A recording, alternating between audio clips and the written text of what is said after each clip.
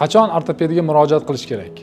Ortoped jarrohga murojaat asosan suyak, bo'g'im yoki mushaklarda doimiy og'riqlarda, odatda yurish, zinalardan chiqib tushishda yoki o'tirib turishda kuchayganda, masalan bu tizza yoki chanoqson bo'lishi mumkin.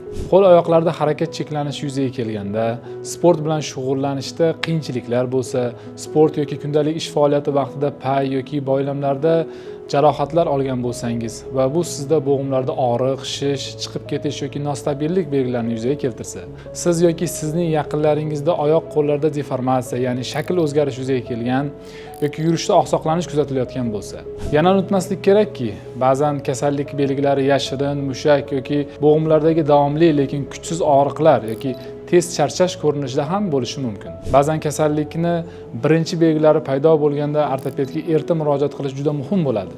Yuqorida zikr qilingan belgilar kuzatilganda har qanday savol yoki tavsiya uchun bizga quyidagi raqamlar orqali bog'laning va konsultatsiyamizga yoziling. Biz sizga og'riqsiz qadam tashlashga yordam beramiz. Rahmat, salomat bo'ling.